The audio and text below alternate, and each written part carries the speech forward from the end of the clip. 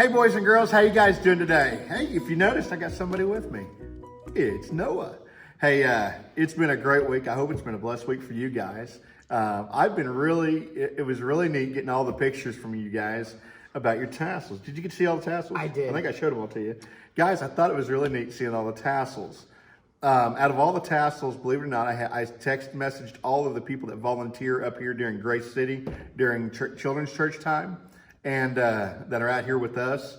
And I had a few of them not respond. So those of you who didn't respond, I'm talking to you right now.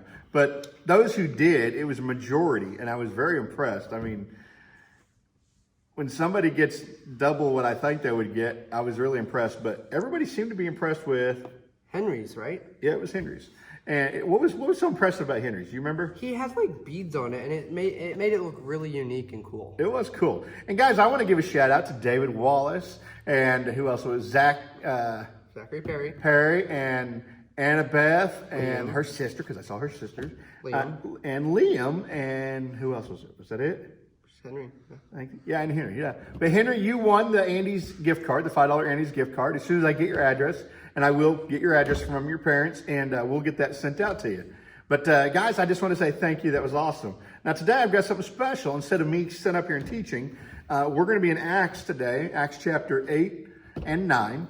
And what we're going to do, instead of me preaching or teaching to you, we have a cool little video. I got an overwhelming response. Everybody liked the cartoon videos. So I've got a video we're going to show you. So I'll pause the video for a little bit and I'll roll away. And we'll let you guys see the video, and then we'll come back and we'll discuss the video. And then I'll also have a little challenge for you guys that I think will be kind of cool. So love you guys, and hope you enjoy the video. Stories of the Bible. Paul. This is Saul. Saul was a Pharisee who hated the followers of Jesus so much that he would hunt them down to be brought to trial in Jerusalem. And he would even seek to murder them.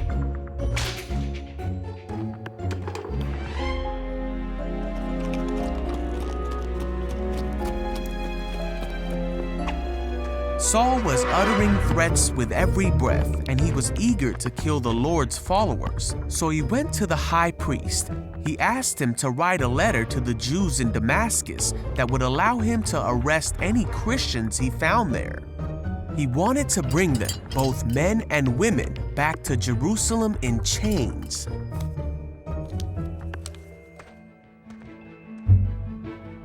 Now Saul went on his way, and as he came near Damascus, a light from heaven flashed around him, and he heard a voice that said, "Saul, Saul, why are you persecuting me?"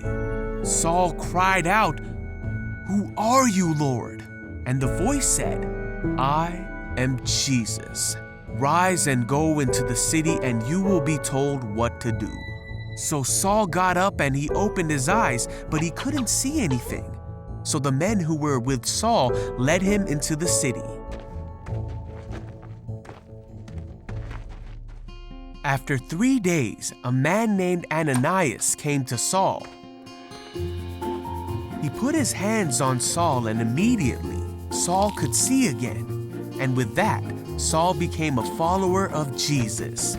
He became the very thing he had tried to hunt. And he immediately began telling people that Jesus is the Son of God. And he taught them about the mercy of God that he had received. And all who heard him were amazed. He then went by a new name, Paul, as he began preaching not just to the Jewish people, but to everyone. Despite many difficulties like being imprisoned, shipwrecked, and narrowly escaping death multiple times, Paul continued to preach about Jesus. Paul said that he would do everything he could to save people and help them know God. And that's just what he did in order to reach people who would otherwise be unreached. And many came to know Jesus because of what Paul said. Paul taught many in his day through his letters, but even more have come to learn more about Jesus through the letters of Paul that can be read even to this day.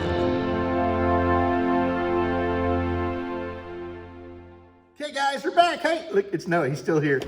I know. Did you like that video? I did. I love that video. Okay, I love it how Saul, he was this guy that was going and persecuting the church in chapter 8 of Acts, and then he gets what? What happened to him? You remember? Well, on his way to a city, where was he going?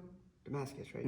Okay, on his way to Damascus, God showed his glory, and God's glory is way too bright for our human eyes, so it blinded him. Blinded him. And what happened? Did Saul hear him? Oh yeah. Saul heard him. I'm pretty sure he listened. In fact, it changed his life so much that Saul started preaching and teaching and talking about who God was and about his grace and his mercy.